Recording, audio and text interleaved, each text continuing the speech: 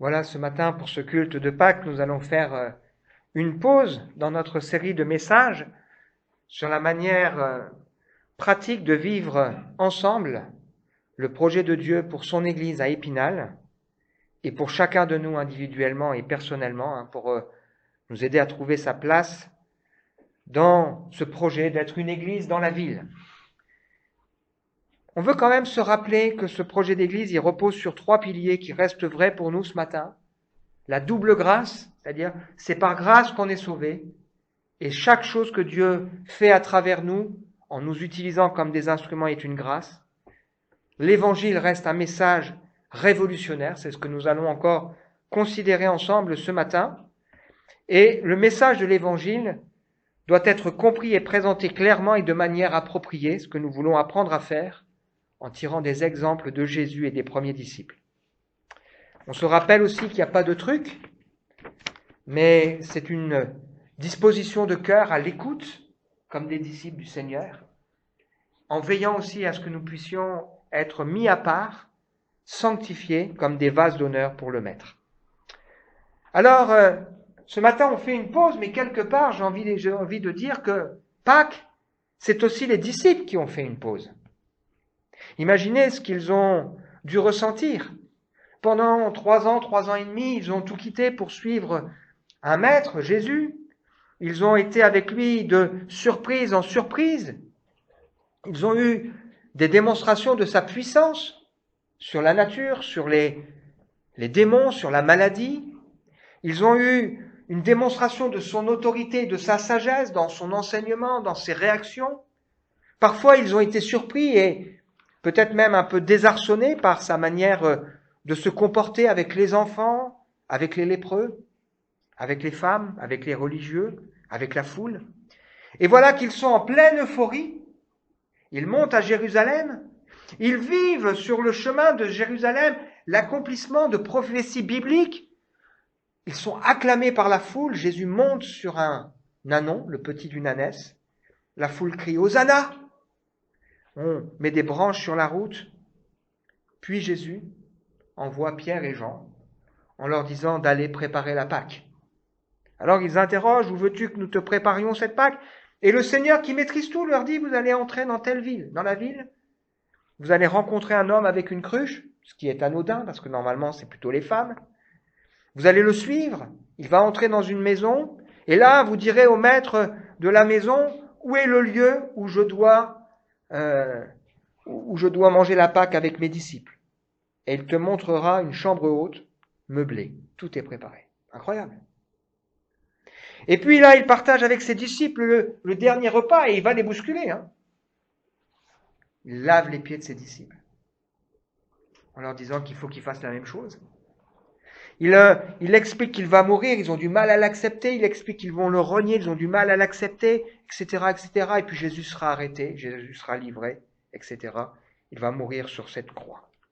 Pâques, c'est vraiment un événement extraordinaire qui bouleverse le cours de l'histoire. Mais aussi qui bouleverse le cours de l'histoire de celui qui comprend réellement le message de Pâques. Il est ressuscité. Et le titre du message de ce matin, c'est « Le croyons-nous vraiment ?» Le croyons-nous vraiment? C'est-à-dire qu'on peut vivre cette réalité sans pleinement la mesurer. Pâques, c'est une fête pleine de paradoxes. C'est la 2e fête du calendrier pour laquelle on se souhaite une joyeuse fête. Il y a Noël et il y a Pâques. C'est une fête dont le sens a été volé. On a remplacé la naissance de Jésus par le Père Noël. Et on en a fait une fête de famille, mais on a fait la même chose avec Pâques. Un grand week-end, une fête de famille, la chasse aux œufs, les cloches, les lapins, les week-ends prolongés. Une fête qui est à la fois tellement connue et méconnue. Beaucoup de gens ne savent pas expliquer pourquoi il y a un S à Pâques, qui nous rappelle que Pâques, avant d'être une fête chrétienne, c'est une fête juive, que Dieu qui libère son peuple de ce pays par et qui sauve ces gens par le prix d'un agneau dont le sang a été mis sur les poteaux et le linteau d'une porte. C'est donc l'accomplissement d'une fête prophétique qui nous montre combien Dieu tient le calendrier de l'histoire. Pâques, c'est une fête joyeuse après un événement tellement dramatique, tellement injuste. Alors, ne répondons pas trop vite à cette question. Oui, je le crois vraiment. La résurrection de Jésus, c'est la base de notre foi. On peut dire avec beaucoup de légèreté, Jésus est le Christ. Si on regarde les évangiles, on voit que les premiers disciples ont suivi Jésus après son baptême en disant « Ne serait-ce point le Christ, il est le Christ ». Et puis ensuite, cette réalité, elle a pris beaucoup de sens dans le cœur au point que Jésus dira à Pierre « Maintenant que tu reconnais que je suis le Christ, c'est pas la chair et le sang qui te l'ont montré. Mais c'est mon Père dans les lieux célestes qui a fait que cette réalité, elle prend du sens. Jésus, c'est celui que Dieu a envoyé pour nous sauver. C'est celui que Dieu a envoyé comme la réponse à la détresse de notre humanité. C'est la seule réponse. C'est le Christ. Ne répondons pas trop vite. Oui, Jésus, c'est le sauveur du monde. Est-ce que Jésus, c'est le sauveur de ma vie? Est-ce que je réalise que sans Jésus, je ne peux pas être sauvé? Est-ce que je réalise que sans Jésus, je n'ai pas le droit de m'approcher de Dieu? Je n'ai pas le droit de prier? Est-ce que je réalise que sans Jésus, je n'ai même pas le droit de parler de Dieu? Je peux le faire. Mais en quoi je serai légitime? Jésus, c'est celui qui fait de moi un enfant de Dieu, un héritier avec une espérance. Ne répondons pas trop vite, Jésus est le Seigneur. Ça veut dire qu'il est le Maître. Est-ce que réellement le Seigneur est le Maître de ma vie? Est-ce que réellement j'ai ce désir de dire, pas ce que je veux Seigneur, mais ce que toi tu veux, montre-moi, enseigne-moi, j'écoute, transforme-moi, aide-moi, parce que c'est dur parfois.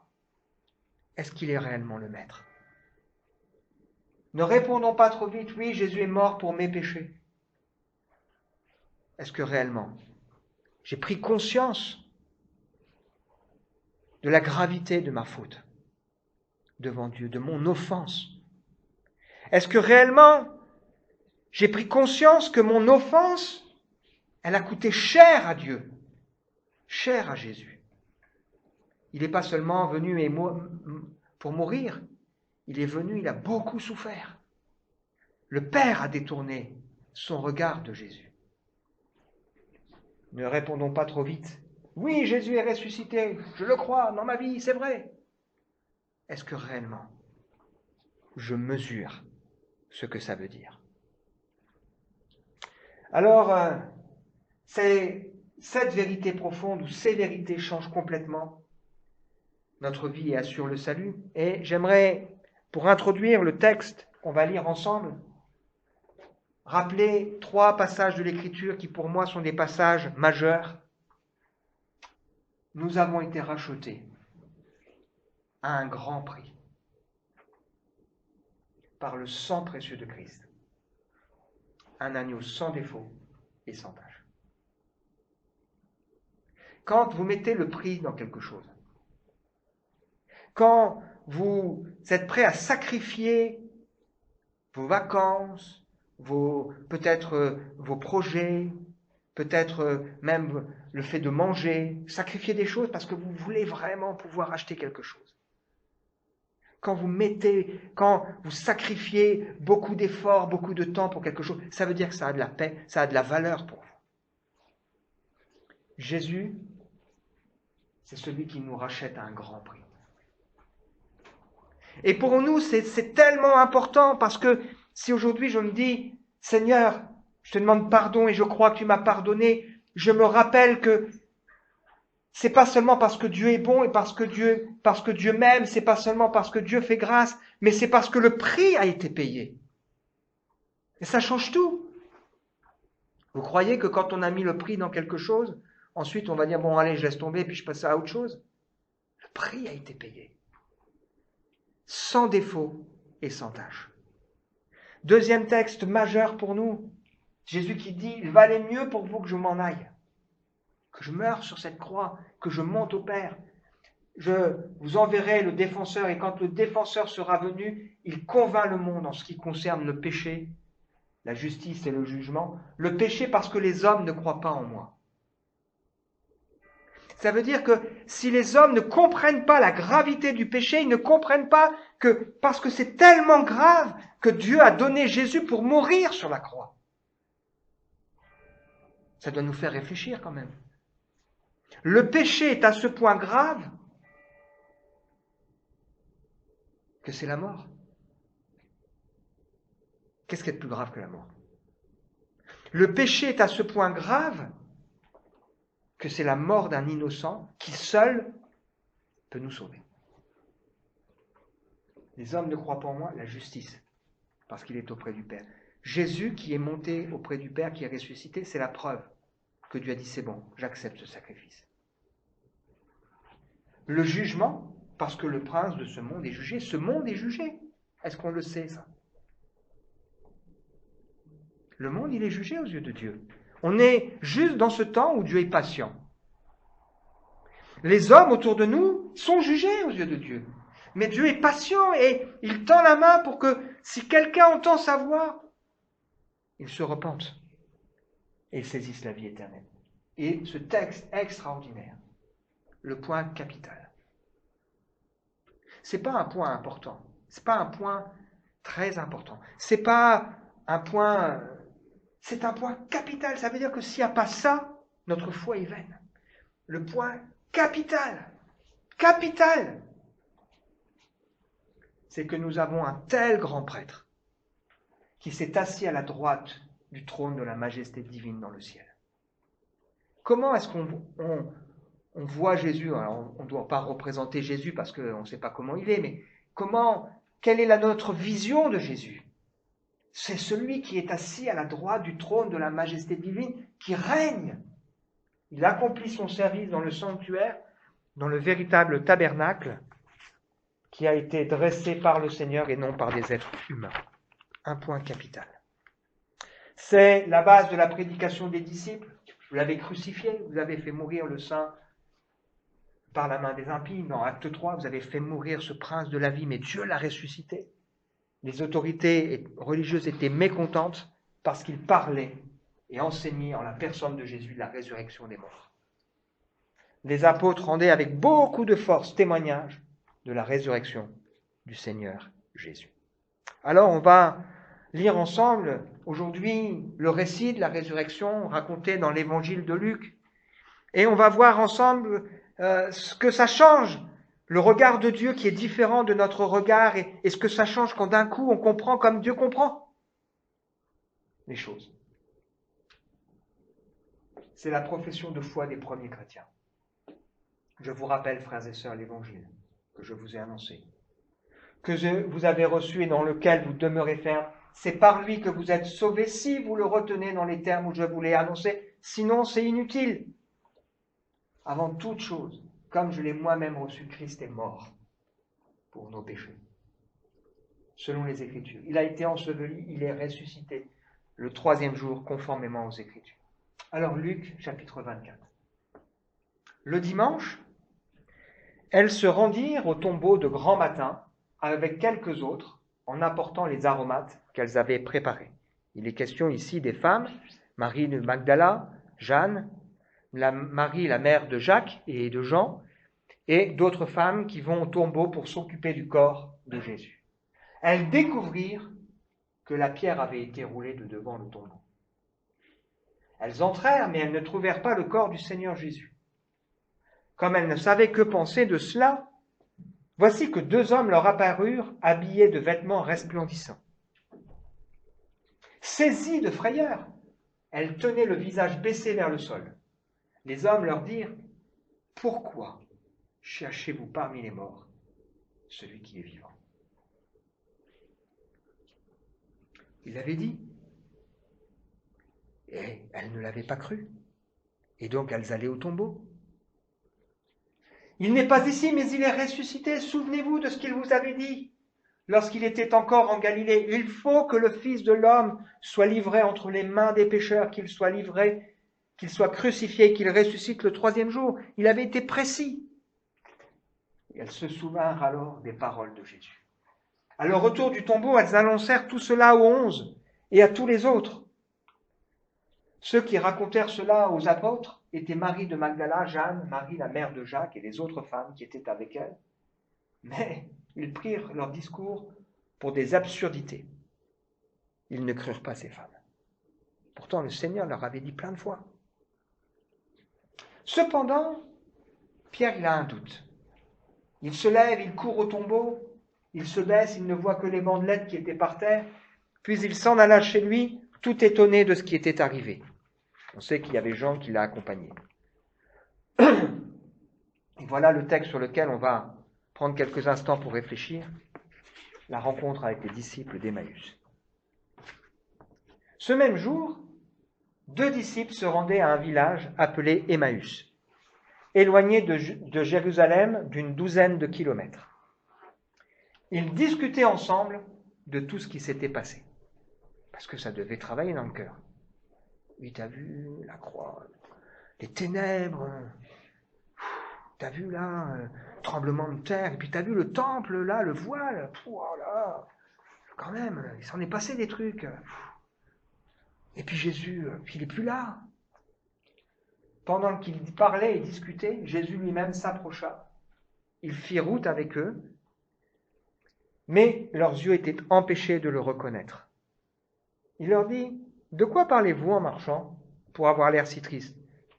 L'un d'eux, qui s'appelle Cléopas, lui dit, « Bah alors, t'es le seul, toi, qui séjourne à Jérusalem et qui sache pas ce qui s'est passé ces jours-ci. Enfin, quand même. » Quoi, leur dit-il? Ce qui est arrivé à Jésus de Nazareth, c'était un prophète, il était puissant en actes, en paroles devant Dieu et devant tout le peuple. Alors là, comment les chefs des prêtres et nos magistrats, ils l'ont arrêté, ils l'ont condamné à mort et ils l'ont crucifié. Nous, on espérait, hein. Nous espérions que ce serait lui qui allait nous délivrer.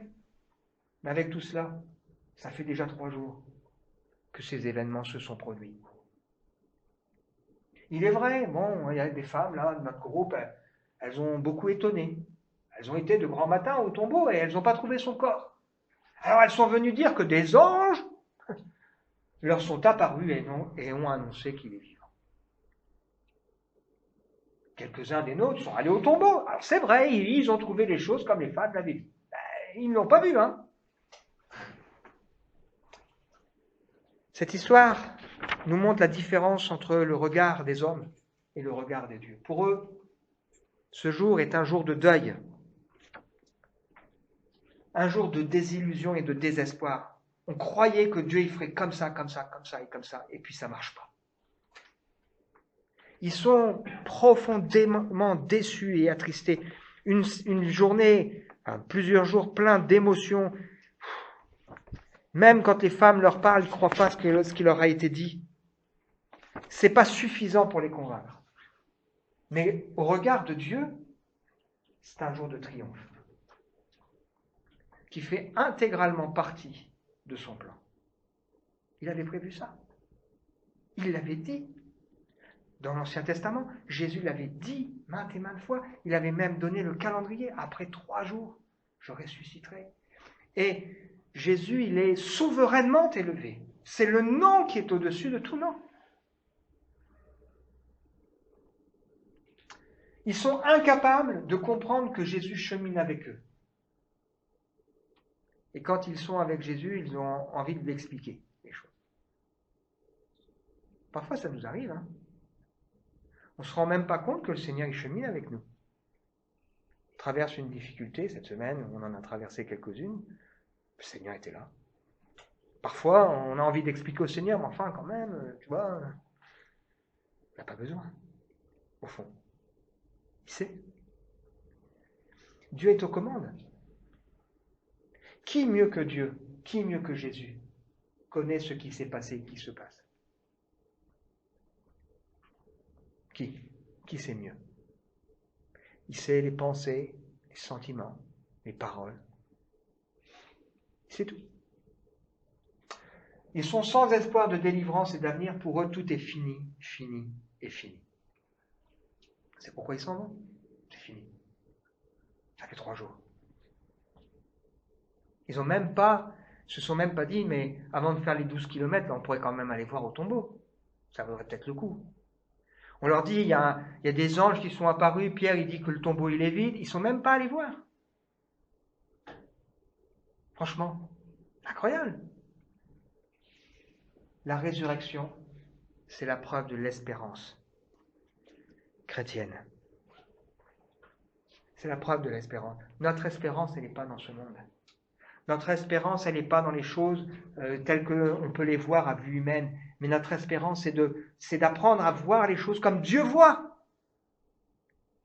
Voir comme Dieu voit. C'est le titre que j'ai donné à la présidence. Apprendre à voir comme Dieu voit.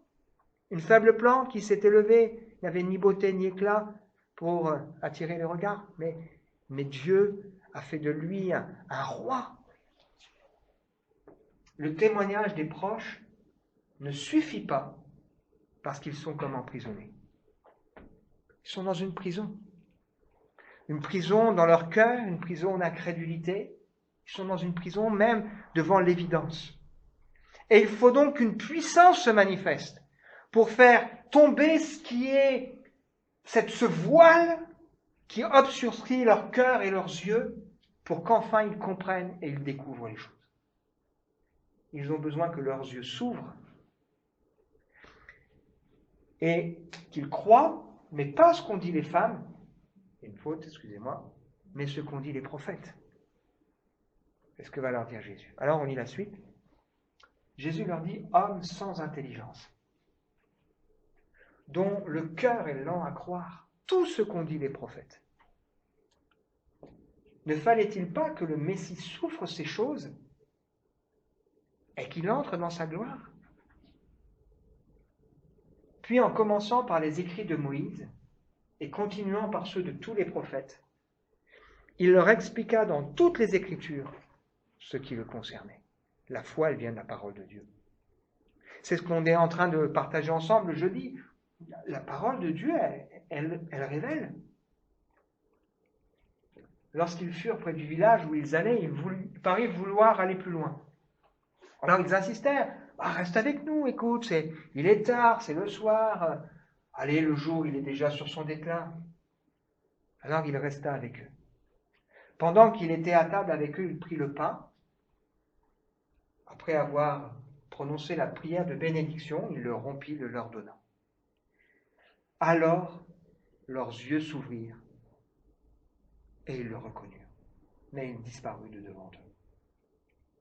Ils se dirent l'un à l'autre, mais notre cœur ne brûlait-il pas en nous lorsqu'il parlait en chemin et nous expliquait les Écritures? Alors ils se levèrent et retournèrent à Jérusalem, où ils allèrent trouver les 11 qui étaient rassemblés et leur dirent, le Seigneur, il est réellement ressuscité.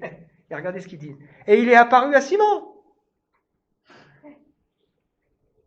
Les 2 disciples racontèrent ce qui leur était arrivé en chemin, comment ils l'avaient reconnu au moment où il rompait le pain. Jésus révèle ici 3 choses. Le Messie devait souffrir, mourir et être crucifié avant d'entrer dans la gloire et de ressusciter le 3e jour. C'était nécessaire dans le plan de Dieu.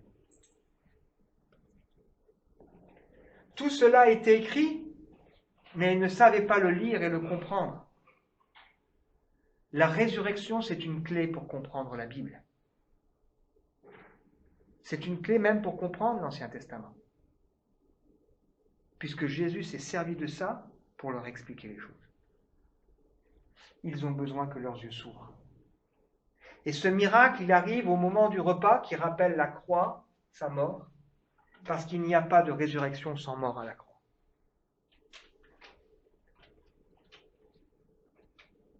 Ils sont tellement bouleversés qu'ils refont les 12 kilomètres pour partager cette bonne nouvelle. Comment pouvons-nous taire une telle nouvelle? le Seigneur est réellement ressuscité. Si je le crois, alors ça change ma vie. Oui, Jésus est Christ, ça veut dire quelque chose pour moi. Oui, Jésus est Sauveur, ça veut dire quelque chose pour moi. Oui, Jésus est Seigneur, ça veut dire quelque chose pour ma vie, dans mon quotidien, même si je me bagarre avec mon cœur. Oui, il est ressuscité, ça veut dire quelque chose aussi. Heureux ceux qui n'ont pas vu et ceux qui ont cru, c'est ce que Jésus dira à Thomas juste après. Heureux ceux qui n'ont pas vu et qui ont cru. Le savons-nous? Le croyons-nous vraiment? Jésus, parce qu'il demeure éternellement, possède un service qui n'est pas transmissible. C'est aussi pour cela qu'il peut sauver parfaitement ceux qui s'approchent de Dieu par lui, étant toujours vivants pour intercéder en leur faveur, parce qu'il n'y a de salut en aucun autre qu'en Jésus. Il n'y a sous le ciel aucun autre nom donné parmi les hommes, par le moyen duquel nous pouvons être sauvés. Amen.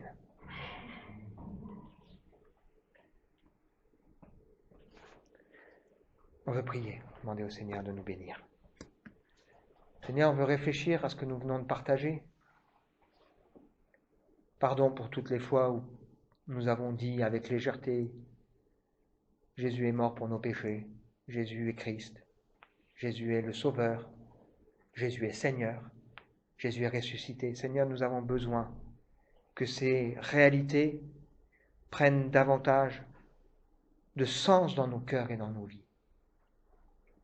Apprends-nous, Seigneur, à regarder les événements que nous traversons avec ce regard, tu es Seigneur. Apprends-nous à traverser nos vies avec ce regard, tu as payé pour nous. Nous sommes tes enfants, nous avons du prix à tes yeux. Apprends-nous, Seigneur, à vivre aussi en considérant l'ensemble de ta parole. Si tu es ressuscité, c'est qu'il y a cette autre vie et qu'un jour nous paraîtrons devant toi. Seigneur, que ta grâce soit sur chacun d'entre nous et sur nos cœurs. Amen.